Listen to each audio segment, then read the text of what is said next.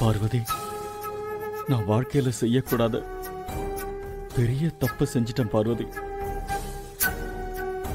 உனக்கு நான் துரோகம் செஞ்சிருக்கவே கூடாது.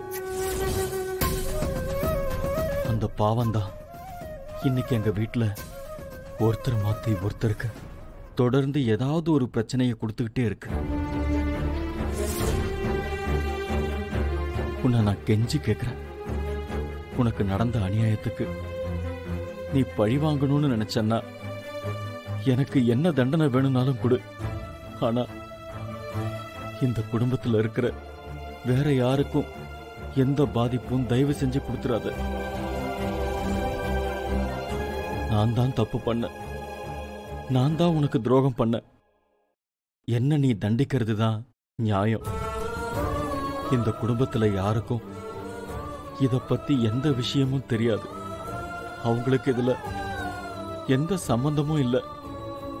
அப்படி இருக்கிறப்போ அவங்கள தண்டிக்கிறது எந்த விதத்துல நியாயம்? இனி எது நடந்தாலும் எனக்கே நடக்கட்டும். தயவு செஞ்சு அவங்கள விட்டுரு.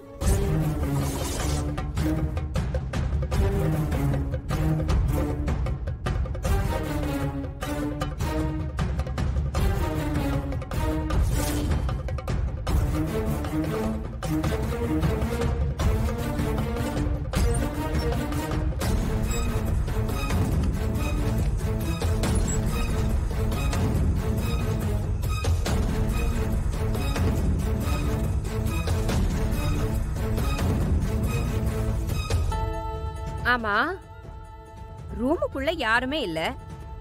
ஆனா நான் வரும்போது நீங்க யார்கிட்டயோ பேசிட்டு இருந்த மாதிரி இருந்துச்சே. யார்கிட்ட பேசிட்டு இருந்தீங்க? உங்களை தாங்க கேக்குறேன். யார்கிட்ட பேசிட்டு இருந்தீங்க?